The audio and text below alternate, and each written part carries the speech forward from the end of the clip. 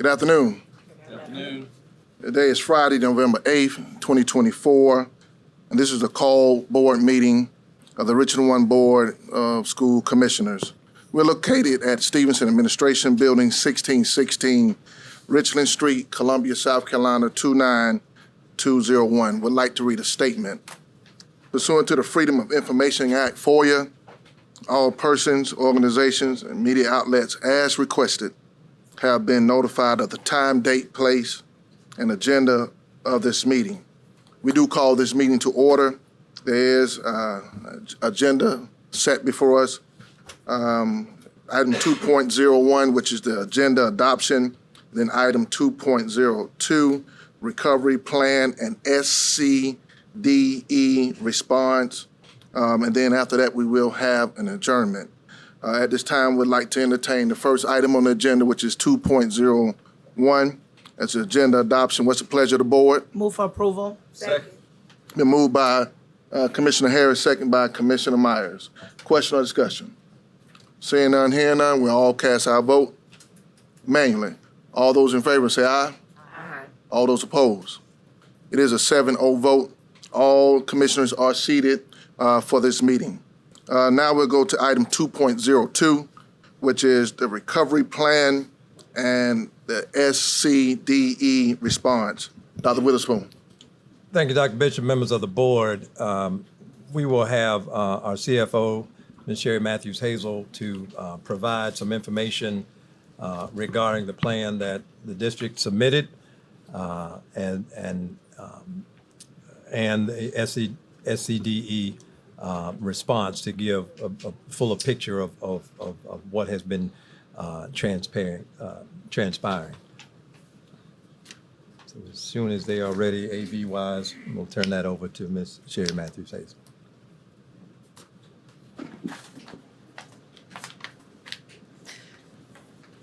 Good afternoon.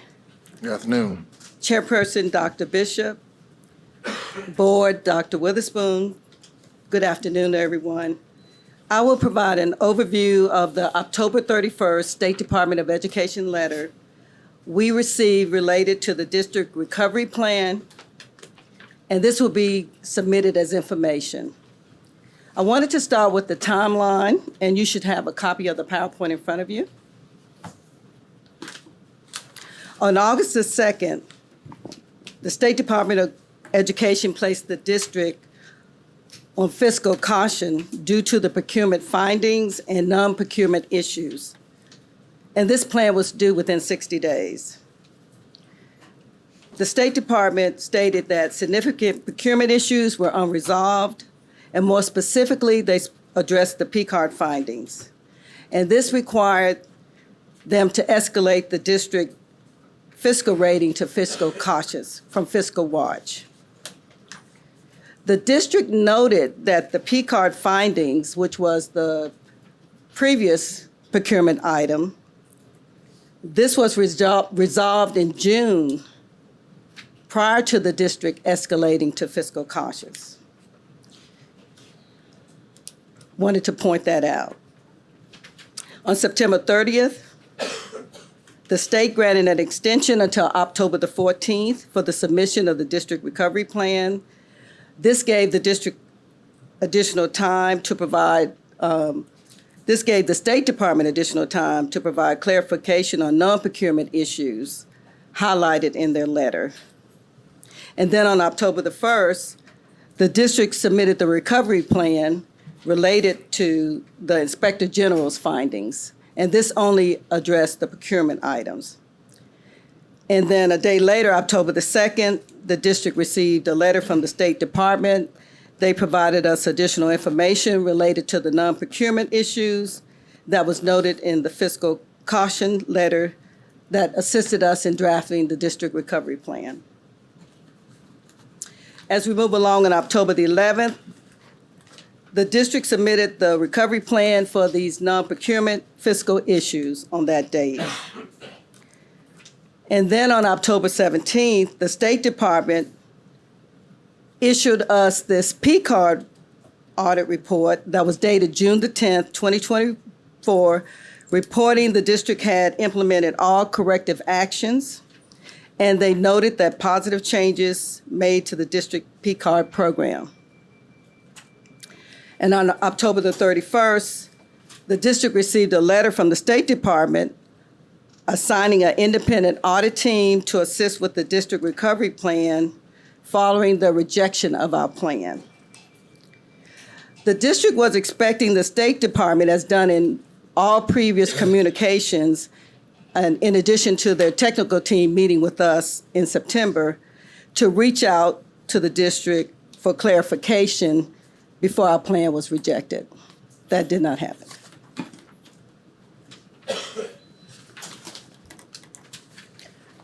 Sorry, I meant to escalate there. In the next section, we will now provide an overview of the State Department issues in the October 31st, 24 letter we received. And the district responses are presented as it is presented in the recovery plan. And we're going to make it simple so you can see the green highlighted slides are the district recovery plan, and the gray highlighted slides are excerpts from the letter we received from the State Department on October 31st.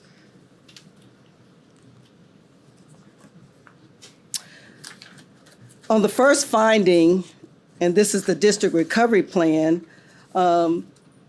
we were addressing,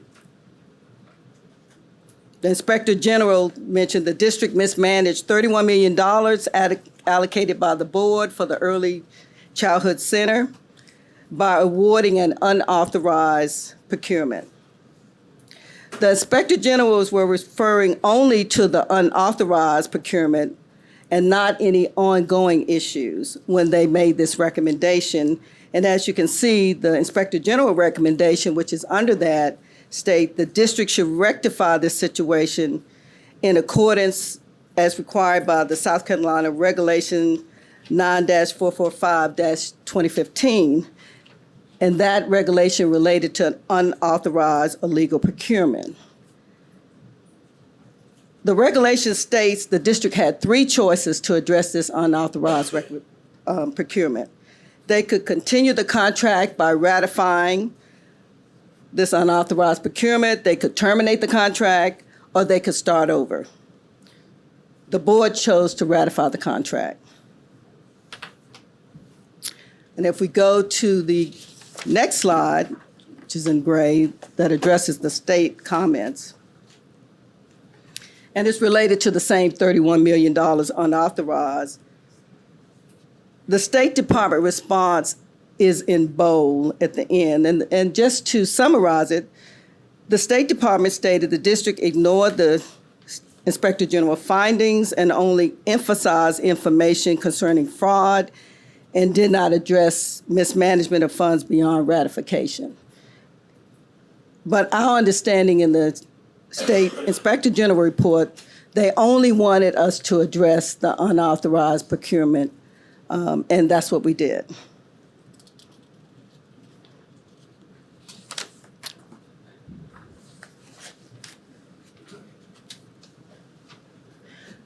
Moving forward to the next State Department of Education concern in the letter, the legal liability associated with pending lawsuits related to stormwater runoff at the Vince Learning Center construction site.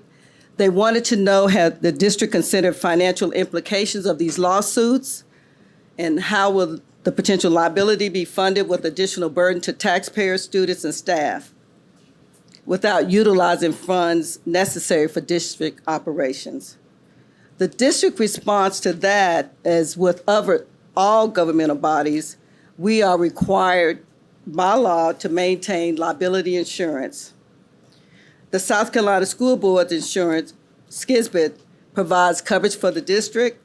The lawsuits are being defended and managed by SCISBIT, and the district has no financial implication as it pertains to the lawsuit outside of the deductibles and premiums paid annually. Wanted to note the district premium have not changed significantly over the past years. And if we move forward to the state as it relates to the same concern, the State Department response stated that the district ignored the fact that the district is free of all liability. They wanted to know, do liability limits exist, and can the district guarantee future premiums? As addressed in the previous slide, no district can guarantee the district will not exceed the aggregated liability. That's why we have insurance. And as you can see, over the past 5 years, there have not been a lot of fluctuations. It's hard to predict, but what we have seen in the past, that we have not had any significant fluctuations in our premiums. Go to the next finding.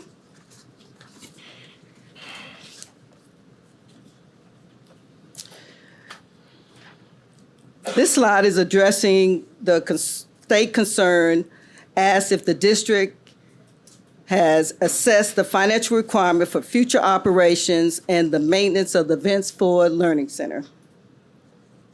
And the district response to that is the district is fully equipped with ongoing operations of the center, which will be influenced by student enrollment trends.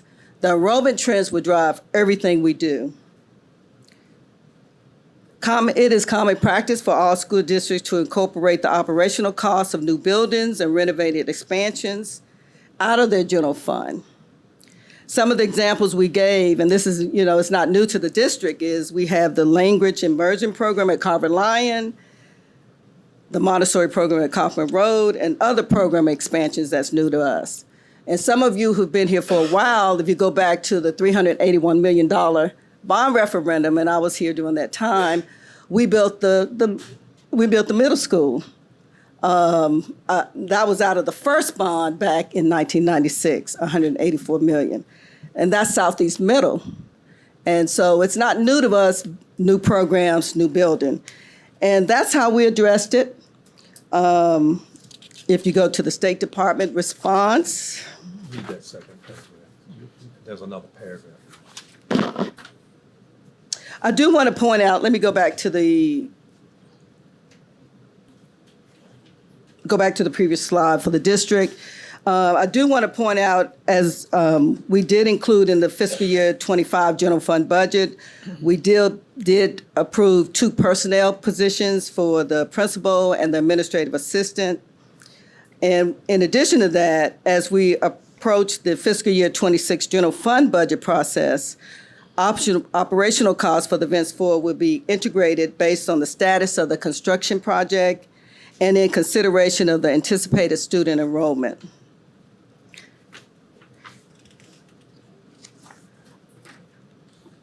State Department response.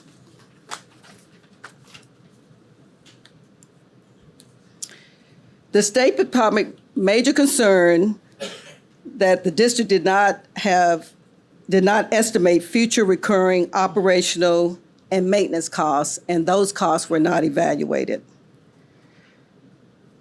As the district stated before, and that I just gave you an overview, we did include the fiscal year 26 budget, hiring the principal and the secretary so they could start the recruitment process, the staffing process, and the fiscal 27. We do have projected costs in addition to capital items we have outlined, such as for furniture and equipment. We have projected those amounts as we move forward to opening the building.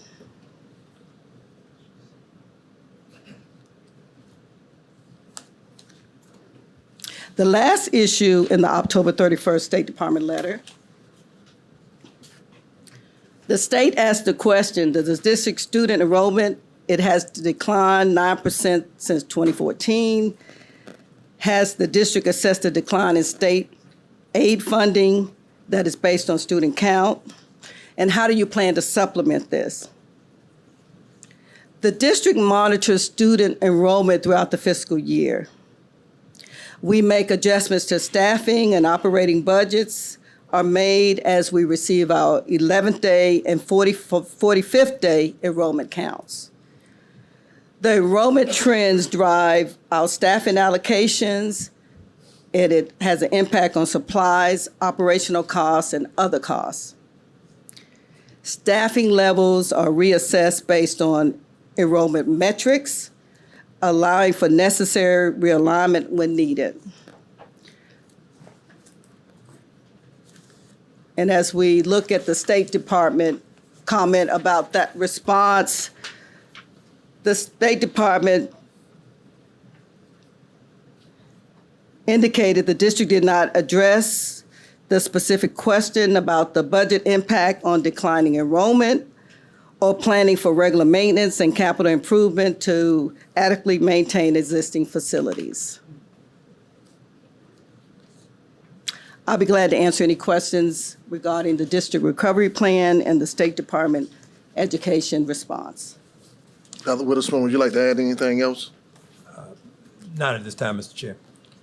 Okay, we are discussing item 2.02, the recovery plan SCDE response, this information item.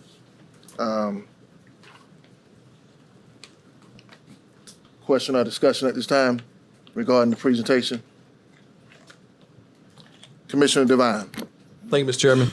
Dr. Witherspoon or Chairman Bishop, well, first of all, thank you for this recovery plan and SDE response. This is an informational session just to get some additional information.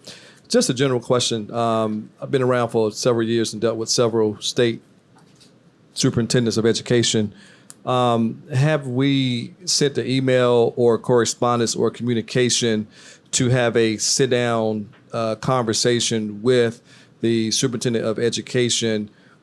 Sometimes emails aren't expressed or received. It depends on if you're the receiver or if you're the sender, a certain way. Have we sent any communication correspondence or picked the telephone up, made a phone call to say, can we sit down and discuss this in person to get some additional clarification going forward? I did reach out to the state superintendent going back to January in terms of requesting a meeting around permitting and the like. But from the time I left that message, state superintendent and deputy superintendent, then we received a letter about the SIG coming in. And then received, again, a subsequent response that since the SIG was coming in, that any communication would be best done in writing.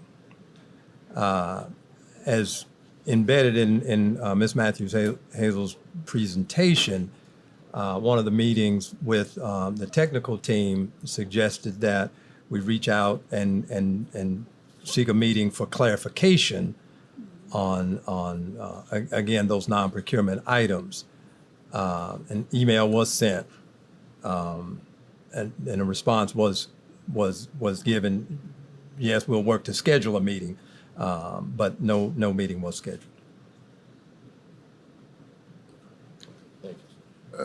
I want to respond as well as you called on me. I think that's what is needed more than ever, because as Commissioner Devine said, emails is just correspondence. And I think this requires a conversation. Because we look at some of the outstanding questions about what was the district's response, what was the state's response. Maybe just a question or a discussion could help this either move forward or seek more understanding. So I did ask the superintendent the same question. Mr. Devine, I'm glad you asked it here. And he said he did reach out on many occasions, a couple of occasions, and to no avail, no meeting. So any other questions at this time? Not from you, no. All right, Commissioner Clyburn. Thank you so much, Ms. Matthews-Hazel. Under the recovery plan and Department of Education response, something that stood out to me are some of these dates and the way they align. There was a letter,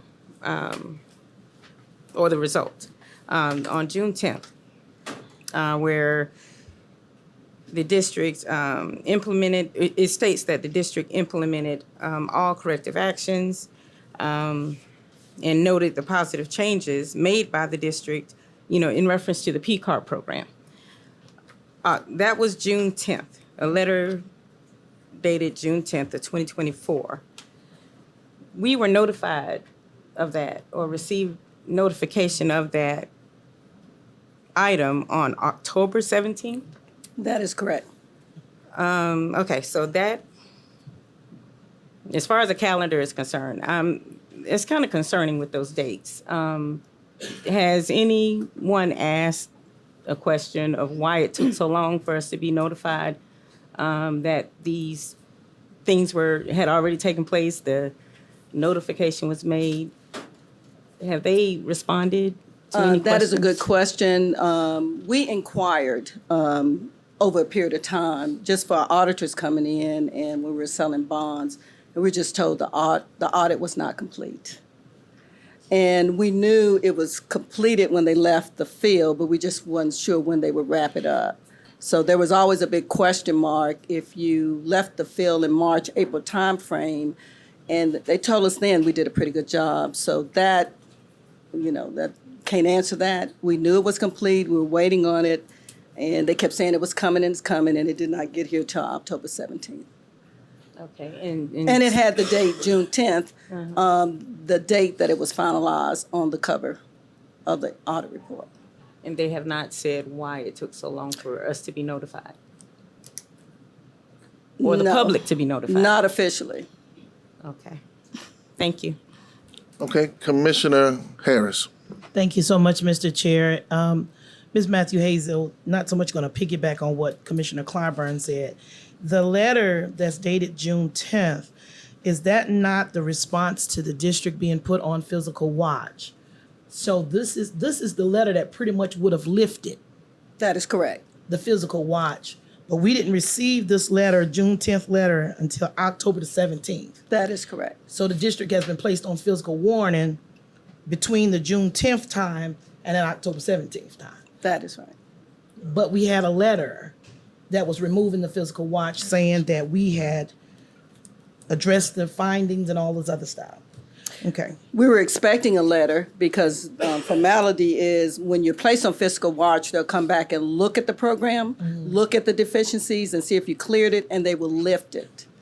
We were expecting that and asking about it because we know we had done a good job. My staff done an excellent job in that area, but we never heard anything until October 17th. By that time, we were escalated to fiscal consequences. 4 months later to receive the letter, pretty much. Yes, received the report. Now here's my second question. On here, you talked about the $31 million unauthorized. Unauthorized by whom? Because $31 million were voted on by the board, which is the governing body of the district. So who is the unauthorized group that authorized the $31 million that they're referring to? Is there a clarification on that? On the, I guess I don't understand your question. I know. When you were given the report, it was stated that the 31 million was unauthorized. Who are they saying was unauthorized? Oh, just to clarify what that finding means is that there were certain steps that the procurement process involved that should have happened, and there were several steps not followed in the procurement process because there was a thorough procurement process, but there were some additional steps. And because those steps were skipped, the process was unauthorized, and that's what that means. Okay. And so that's why the Inspector General made the recommendation to go back to rectify the situation. And that was the only thing they asked us to do. And we addressed that, and the board addressed it by voting to ratify that unauthorized. And that was one of the options you had. Okay. And then just for a point of clarification, when we received the report from the Inspector General and the things that they outlined that we needed to do in order to move this project forward, did we comply with those things as they outlined for us in that report? We did. Okay. So when the word is used that they've determined that it to be deficient and incomplete, have you gotten a full understanding of what it means to be deficient and incomplete in what we submitted to them? I do not have a full understanding. Okay, so they haven't emailed you, they haven't called you, you just received a letter that says that it's deficient and incomplete. Correct. And they offered technical assistance, that their team even came out and met with us Okay. and said, anything you need, we're here to help you with your plan. They're very nice about the whole process. And when we submitted our plan, we were expecting to say, oh, these are the gaps. And as you can see, we had a team of people in the district responding to this because it hit several areas. So we were surprised to see our plan was rejected without having an opportunity to fill in those gaps. So, so there was a technical team working with you all? They came in and we actually presented the full PowerPoint we presented to the board on our recommendations, yes. And they gave us, they had no negative feedback on that. Okay. I'm done, Mr. Chair.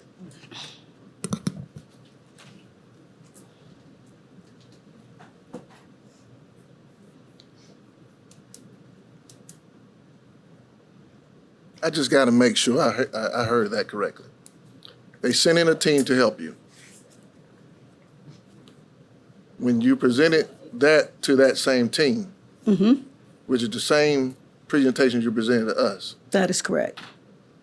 when it went to whoever deems it deficient, it was still found deficient. That is correct. Now, when at the time they came on September the 16th, we presented them basically the procurement items that were basically what was in the SIG report. Yes, The State Department came up with a separate list of items of concerns.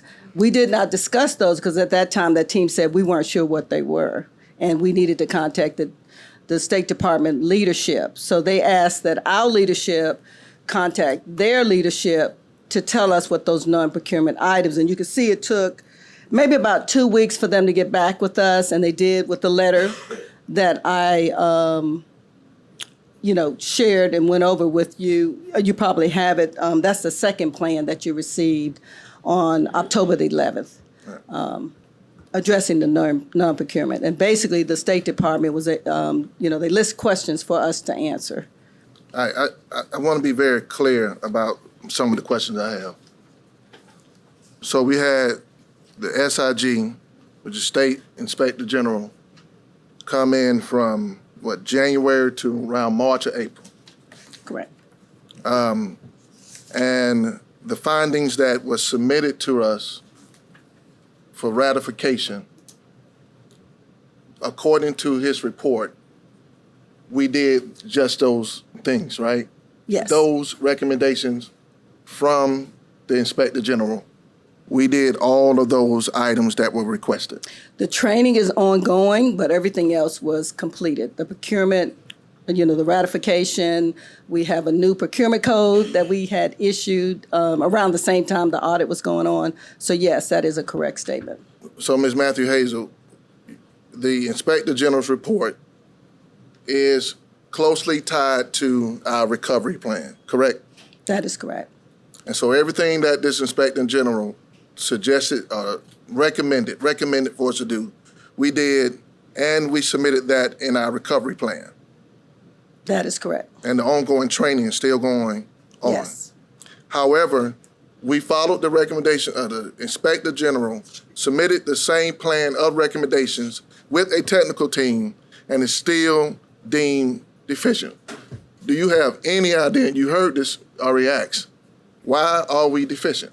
Because the question was, are you clear or do you have any understanding about what they are calling deficient? I was surprised when we got the letter to reject because we went over the plan. And I also was surprised because it was offered technical assistant at least to tell us what the gaps were. If you wanted more detail, everybody write a plan different. If you want more detail, we were willing to do that. So that's a question I cannot answer. You can't answer because it requires a discussion. And so, Dr. That's true. Witherspoon, you reached out to the state superintendent for a meeting and you did not get a meeting. That is correct. So you have yet to have a conversation from your position as the superintendent of Richland 1 with the state superintendent of education. That is correct. So maybe this conversation that is needed is delayed because clearly communication is delayed. We got a letter that was dated June 10th. And when did we get that letter? That was was dated June 10th? October 17th. So maybe we're waiting 4 months to have a conversation.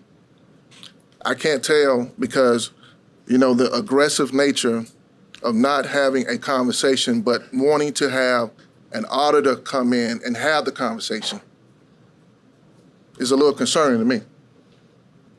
It's very concerning that we can have a conversation between two superintendents, but we want a mediator to come in as an auditor to ask the questions that we can ask between superintendent to superintendent so we can address whatever is the misunderstanding, whatever is the deficiency. I'm coming. So between June 10th and October 17th, what happened in August again, Dr. Witherspoon? We got leveled up Yes. without a discussion, without clear understanding of did this report meet the proficiency? No conversation, just a correspondence. Correct.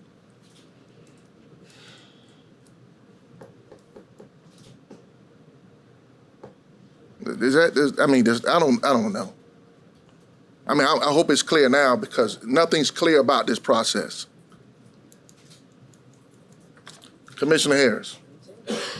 Thank you, Mr. Chair. I would have a question. I don't know for Dr. Witherspoon or whomever can answer this. To your point, if the letter is dated June, should not it be able to, whatever have happened between that June date and the current October date, be ratified? Because the letter, in my opinion, the letter has no value to us in October. It had value June 10th. And on June 10th, it would have removed this district from being under physical watch, which would alleviate it being elevated to the next level. So the question and concern I have is, was the letter held on purpose? Because in my opinion, to hold a letter for 4 months and 7 days, correct me if I'm wrong, that's not, in my opinion, professional protocol in communicating with the district, because a lot happened within those 4 months. Within those 4 months, this letter was prepared June 10th. August, we're escalated. So now that we have the letter, should we not go back and anything that has occurred between that June 10th day to the October date be ratified? When the SIG came in, he told us we had 3 options, okay? And one of them was to ratify. So why are we not being, why is the level that the district has been placed on been ratified is the question that I have. And then the second question that I have to you, Ms. Matthew Hazel, is when it talks about the liability coverage and can the district guarantee, no one can guarantee future premiums. If you with State Farm, your insurance just went up. Yeah. So I just think that question being on here is a little misleading. We don't control the premiums. Our taxes went up. There are things that we can't control, but we do have an insurance coverage, which does cover limits of liability as it relates to property damage and et cetera. So, I mean, when I look at some of the responses that you all are given, they're not deficient. They speak truth to the matter. I think it's insulting to know that we've had a technical team come in and work with us to do what needed to be done, and then we get a letter that tells us that we're deficient. So who was deficient, us and the technical team, or just us by ourselves when you provided us help with a technical team? So where's the deficiency coming from is the other question that I have, Mr. Chair. I have the same question. I don't know The if anyone technical else. team that visited us on site is part of that same office that issued the deficiency report, the October 31st letter. Okay, say that one more time. The technical team is part of that office, the CFO office that rejected the plan, they're all, that's part of that. They're part of the staff there. So the same people who helped you are the same people that reviewed it? Is that what I'm just trying to understand and make it plain. The same team that came in to give you guidance are the same ones that's part of the process to tell you now it's deficient? It's the same office. Well, I wish we had. Okay, we got a question. Commissioner Myers. Okay, I guess I just need some clarification. So, from my understanding, all this got started because this building actually got processed without no permit, correct? What department that's supposed to gave the school district the permit? What was the name of the department? Mr. Grant? So from my understanding, the permit, when we receive it or we didn't receive the permit, but from my understanding, this hiccup got started because of the permit for the facility. What department we didn't receive the permit from? So it would the permit comes from the Office of School Facilities, which is a department within the State Department of Education, that they issue the building permit. Thank you so much for saying that. So that same department, from my understanding, is also the same department that felt like the SIG need to come into the school district. Just for clarity, so I want to make sure, is this the same department, two separate departments, or do they work together? I just don't have a fully understanding on the guidelines of from where we get to, from the permit to where we going. So just to clarify that, you have the State Department of Education. Correct. And underneath that umbrella, there are various departments. Correct. And one of those departments or shops, if you will, is the Office of School Facilities. Thank you from that. And then the department that decided that SIG need to come into the school district is what department? That was the state superintendent. Who also work by side with these. Over So those I'm- various departments. Great. The department. Thank you for that clarity as well. So with that being said, and also make sure I got full understanding, this the same department that gave us guidelines and are also a team to work with us to approve the circumstance that we're going through, so we can make sure we overcome any issues so the facilities can be processed correctly. Meaning that they gave us the guidelines on what to do. They sent us a team to help us to teach us on what we need to do and how we need to fix it, correct? That is Provide correct. Technical assistance, yes. And that's still all under the same umbrella. Yes. So I'm gonna just say what I'm thinking. When I read the state newspaper, this superintendent did not want this facility to be built in Lower Richland area. So it's no need to even sit at this table like we don't understand why. They feel like this is too much money going into the Lower Richland community. They feel like that community do not need the support or assistance for any funding for the state. So from my understanding, the superintendent for South Carolina do not support education going down in Lower Richland area. And it's not being said. We prove everything. We dot our I's and cross our T's. I would just rather a letter saying we don't want the building in Lower Richland. We done been holding out for almost a whole year and losing out in funding and money. What should we do next? Because the superintendent determined that she's putting a stop to what this board decided what best for our school district. As board members, here or not, we have the right to fight for our students and not allow someone else to dictate what best for Richland 1, regardless of what her title holds. Thank you. Commissioner Weston. Yes, sir. I looked at the letter that was sent, and it says specifically, the district's response ignores the SIG's findings of deficiency and instead emphasizes information concerning fraud or that is unrelated to the substance of the findings. The response does not address how the district intends to implement controls to ensure that any mismanagement of funds will be mitigated in the future, nor does it indicate the corrective action to address the mismanagement of the $31 million noted in the SIG's report beyond the board's ratification of the contract. So to me, it's asking then address what the information about how it's unrelated. You haven't given them any information that they're asking to address specifically, and they spell that out in the letter that's dated October 31st. Is there something that I'm missing? Well, there were no other findings beyond what the SIG report said. And let's be clear, the SIG report is specific to this center, not other areas and so forth. But there have been no indication in the SIG's report of any other things. And as Ms. Matthews Hazel just said, with the adoption of the new procurement code, this would not happen again. So that's embedded in the response of well, how are we ensuring this won't happen again? We have a new code that addresses how to do such a project.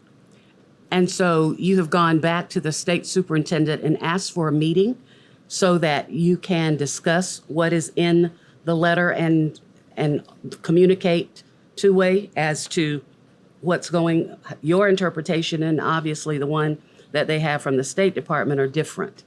And so, again, I go back to earlier with meetings in person to ask the particular questions so that we can get answers, because it seems to be going around and around in circles. And Ms. Weston, we did request that meeting as recommended by the technical team to their leadership, to our leadership. They said it was coming. It didn't happen. And the next thing we knew, we get the rejection letter. Okay. So it was the intention was out there to have the meeting. So we don't understand why the meeting didn't happen, but it was requested. And if we were not to get a response to a particular meeting, would we just stop there? We weren't expecting the rejection letter. Mm-hmm. We are open. I would love for them to have contacted me to follow up again. Exactly. And address the gaps. You know, it's a work in process. You know. Well, I want to respond to that. Okay. That's why the media here today. Yeah. It's going to get out. And we're going to see if the meeting is going to take place now. That's why I guarantee you there's going to be a response to all of this. You got every channel, every newspaper here. Now, if that doesn't work, then, yeah, you everybody else, you should reach out to your legislator. Community members, you can email her. You heard it loud and clear. That here's you got people on Facebook, you got people everywhere. Why not help us? Mike. Let me finish this up real quick, and I'll give it right back to you. Sorry. Apologize. Dr. Witherspoon, the question that was just asked was, in the letter that was stated, it was stating that we didn't respond to it. You responded that we did respond to it, but the scope of what was asked of us, we addressed, and the scope got wider. It was what about this? What about that? You're right. Well, we can't stop there because they're leading into other issues and situations. Well, if that is the ongoing practice, at the point of what you're asking to let it stop, we want the conversation. We want the meeting. Is that what you're saying? Mm-hmm. I mean, that's what you just said, right? That's what was in the letter. Yeah, we want the meeting. Okay.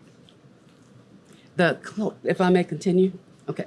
The clarification of the initial concern requested by the district and provided by the department on October 2nd asked whether the district had completed an analysis of the operational costs for the Vance Ford Learning Center.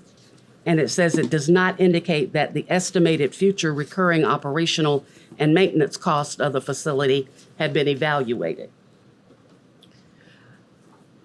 And so, has that been evaluated? Yes. And it was a part of the response?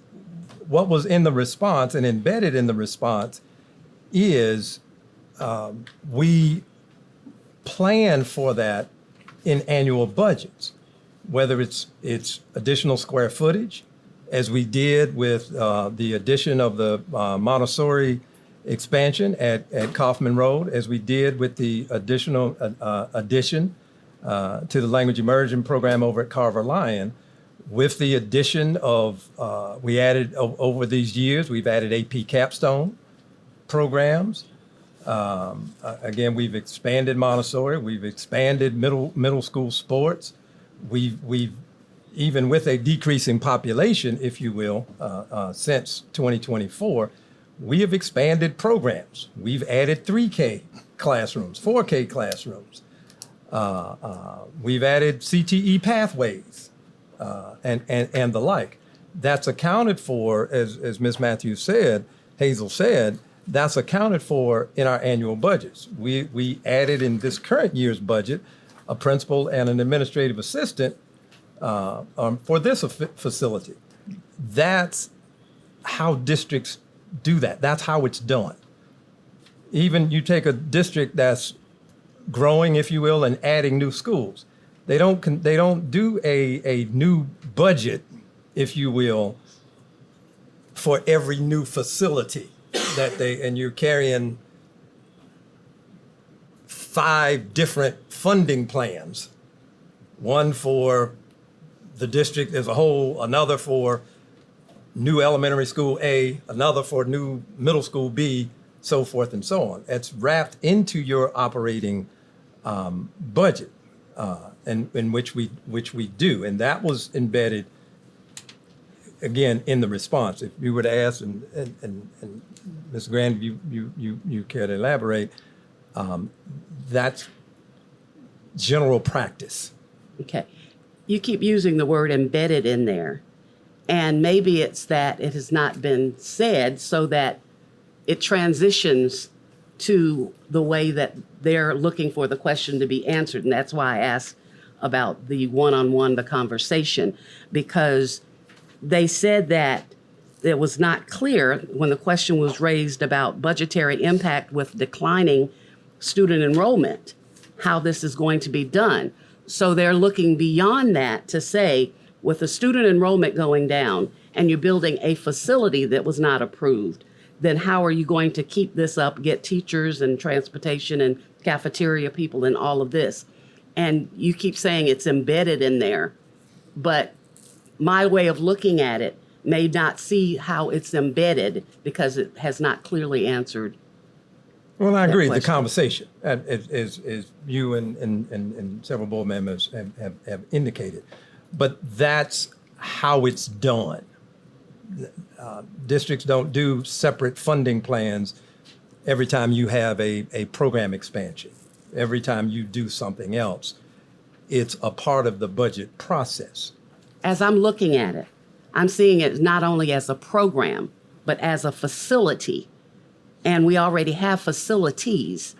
And so this is as a new entity entering into the facility that they're addressing and not just a program.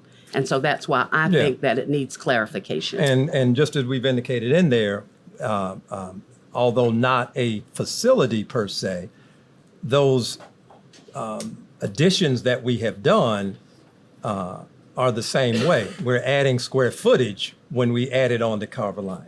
We added, which may have an impact on, okay, we've got more classrooms, we need more teachers, we've got more space. And the examples of those are same with language immersion, same with Montessori over at Kaufman, that any of those additions, if you will, based on student enrollment, is embedded in that's the way the budget process works.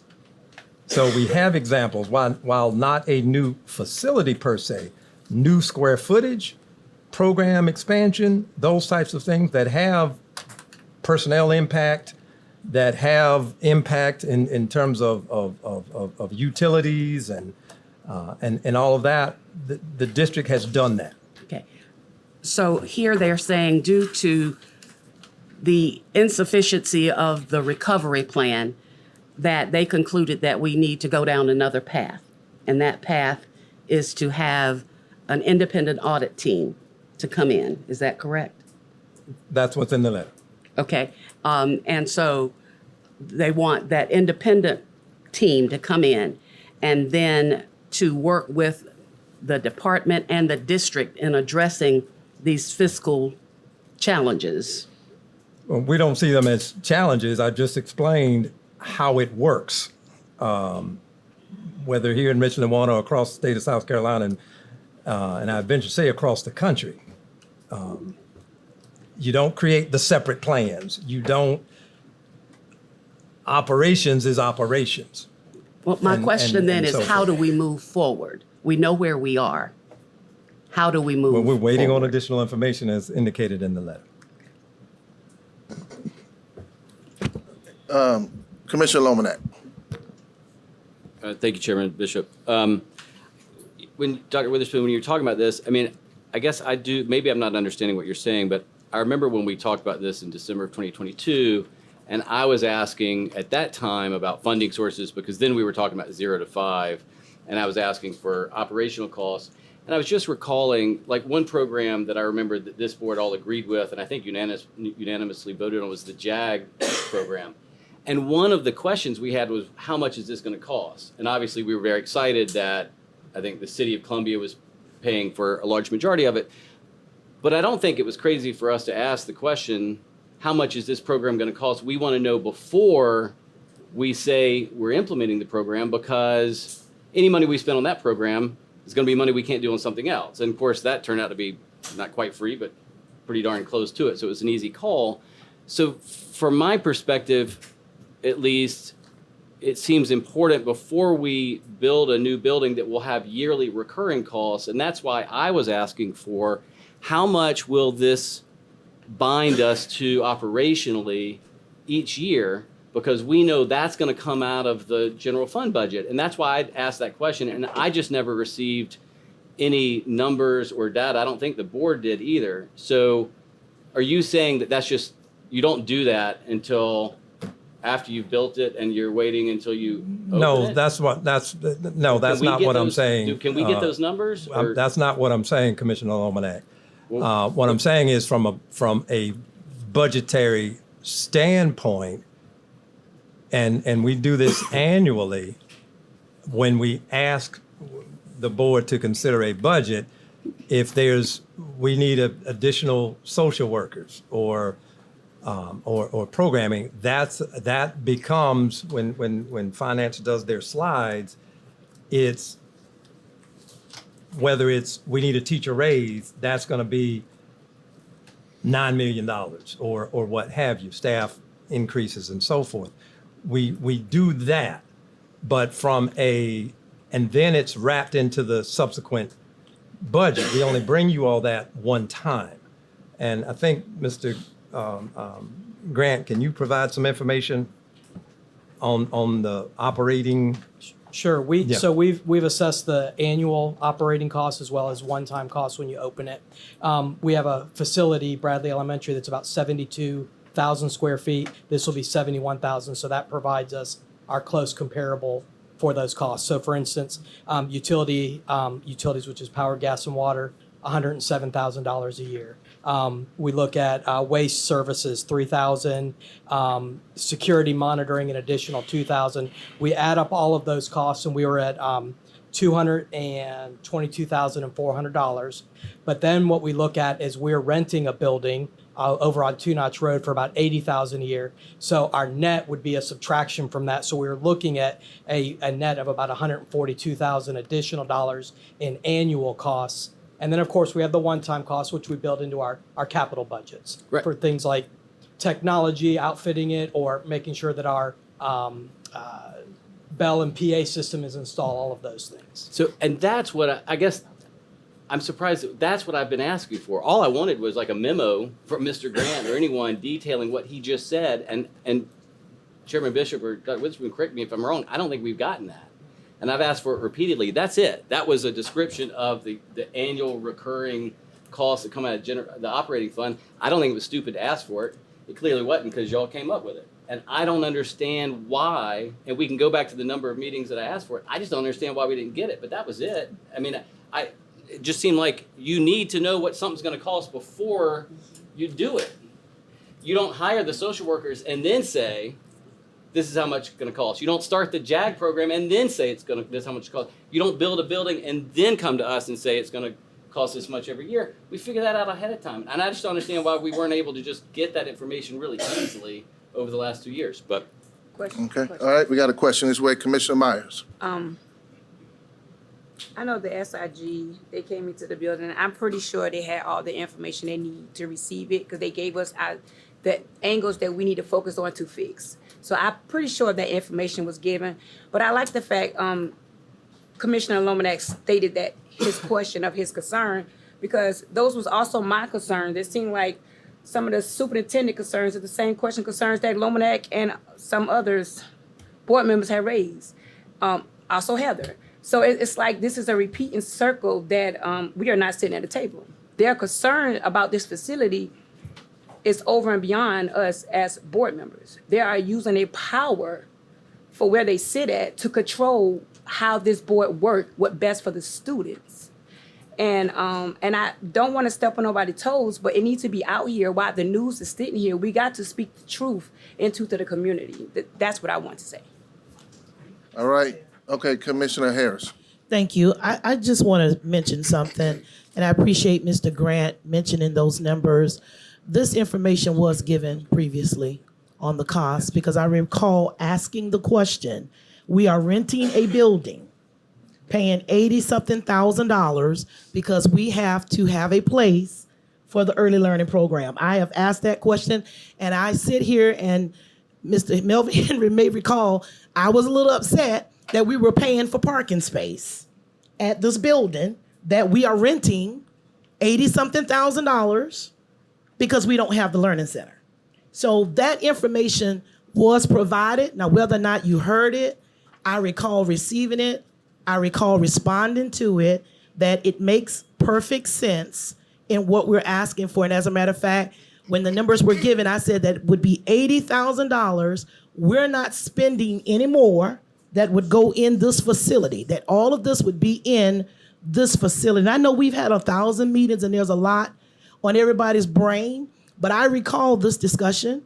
This is not new information. It's not. We've talked about this budget. We've talked about the $80-something thousand when it came back to the board for us to approve the contract again. Everybody at this table was not happy about approving that. Mr. Grant, you remember that. Because I said, why are we continuously spending $80,000 in renting a facility when we're trying to build a building that we won't be renting, we will be owning? So that's not new information. That is something that we have talked about. I do have a question as it relates to the Early Learning Center, because I think, and Mr. Chair, you correct me if I'm wrong, this Early Learning Center project has been talked about with multiple boards for a long time. When the visits were happening, when the plan was being rolled out, even when the community meetings were happening. A lot of folks say, well, there wasn't community meetings. That's not true. There have been several community meetings. You just didn't attend them. There have been meetings. We've gone in, neighborhood associations have called us in. Dr. Witherspoon, we've brought in the Department of Transportation. We've brought in Mr. Grant's team, well, some other folk were there then, to talk about the design, the architect, all of the questions that the community had about this facility. We've had at least 3 different community meetings to discuss this Early Learning Center. This is not new information. But as I said, there are board members that may not have been here when a lot of this stuff was discussed, but it was discussed. So I don't want it to look like it wasn't. There was data that was provided to us, and this question is probably going to be for our early learning folk. Right now, Ms. Wiley, we have early learning programs at 24 of our schools, elementary. Mr. Chair, if it's okay if she can answer this for me. Absolutely.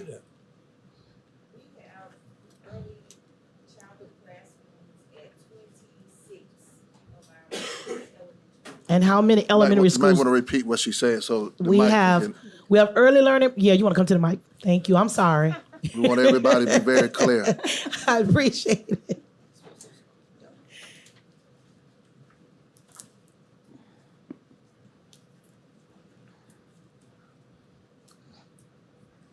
Thank you.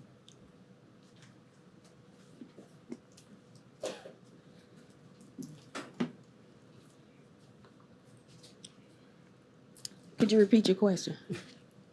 We have how many elementary schools? 28. So we have 28 elementary schools. Of those 28 elementary schools, how many of those schools are housing our early learning programs currently? 26. So pretty much all of our elementary schools have a program, with the exception of 2. So let me back up. Okay.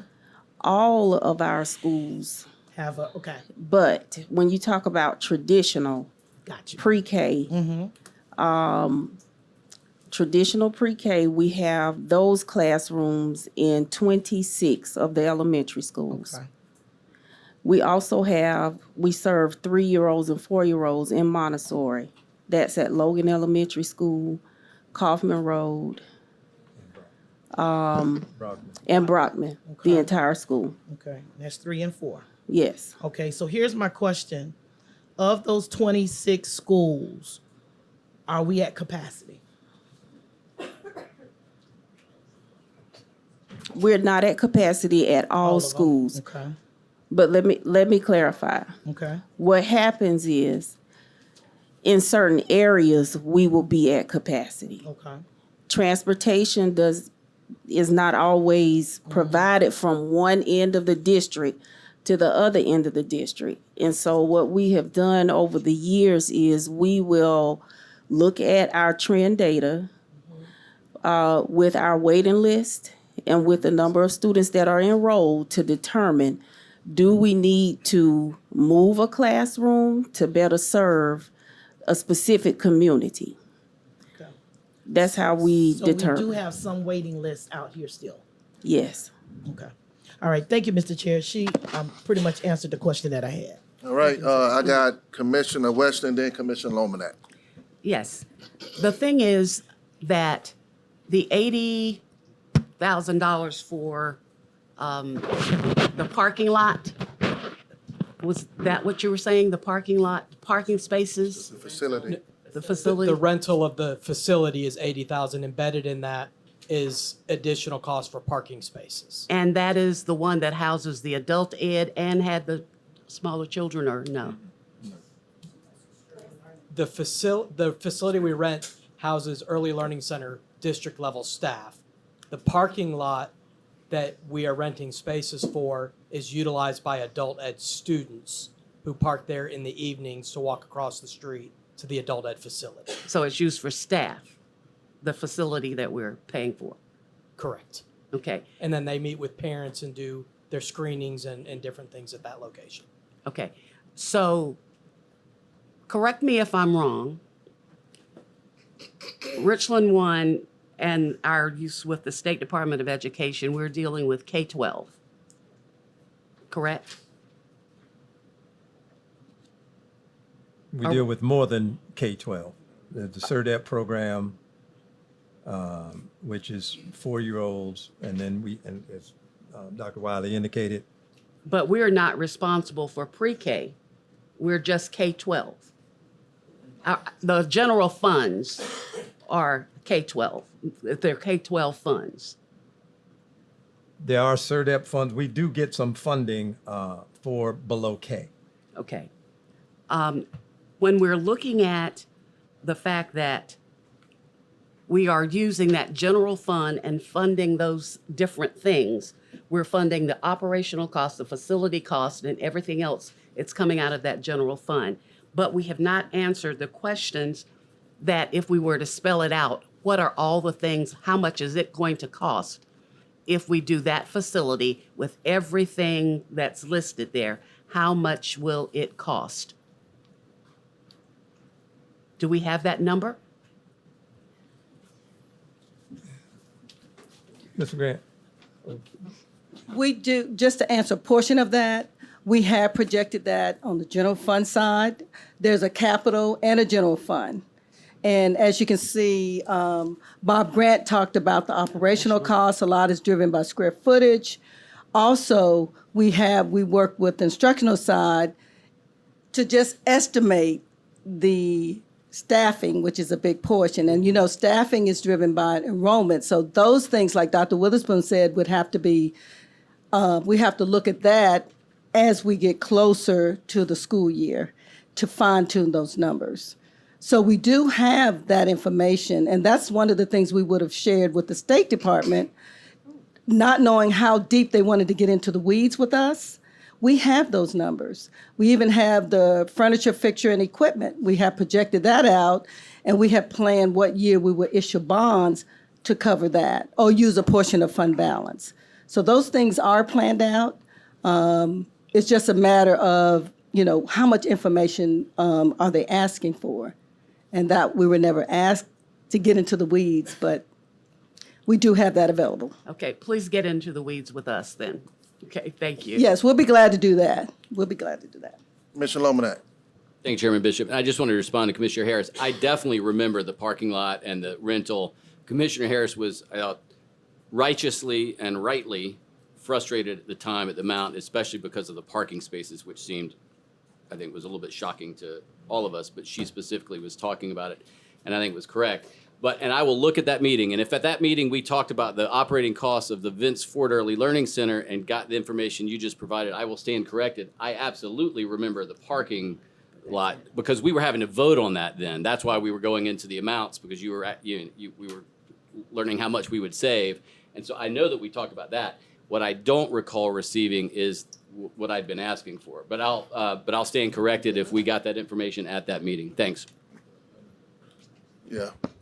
I think if I remember, a number of us who are on this board were at that same meeting, Commissioner Lomanak, and some of that information was provided. You can definitely research it, but well stated. Any other questions? I want to say one more. You got something? Commissioner question. Devine. So are we going to reach out again to the State Department to try to have some more conversations? Or if not, maybe we need to elevate to our legislative delegation to assist us with having a face-to-face conversation with the State Department. Again, I've served on this board with many different state superintendents, and we've always been able to have a face-to-face conversation with our superintendent of education for whatever issue or situation, and they've always worked with us to resolve it. And I would hope that we could continue that same spirit of cooperation with our Department of Education. Thank you. All right. Just want to add to the conversation, then we'll allow Dr. Witherspoon to give some remarks. Data has always been the driving force for the Vince Ford Early Learning Center, and any information that can support us, justify us for what we have done thus far and what could possibly go forward, it will be data centered. And if I recall, when we did a 7-0 vote to do this, it was data driven. And as a person who reads this presentation, you gotta understand it said a decline in enrollment. That's the word, enrollment. But the question is there an examination or a consideration for population growth? Two different things, right? And so when we were talking about early learning, creating the center down in the area of Lower Richland, there's a lot of population growth coming. And so in Wayne Gretzky's philosophy, you skate to where the puck is going to be. You go to where the need is.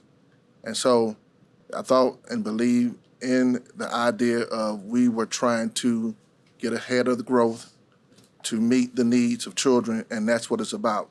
If you care about children, then you will do what is needed for children.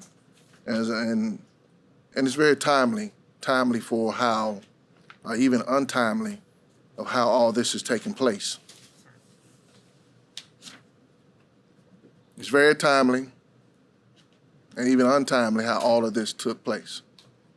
Because we've been talking about this since October 22nd, no, March 2022, excuse me. March 2022.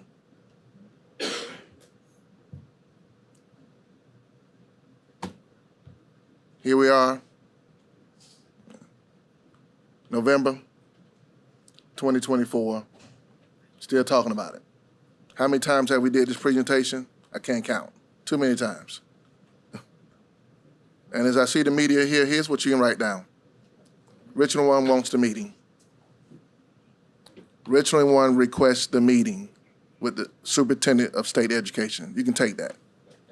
If you don't get anything from this meeting, all we're asking for, all we want as an information share point of this meeting, Richland 1 requests a meeting for the superintendent of education, Ellen Weaver. That's your point. As a chairman, that's what I stand on. And so I would say this. They want an independent audit of this process after we just had the Inspector General come in. Not sure what else we can provide, but whatever needs to be provided, it will be provided. But the question is, who pays for that?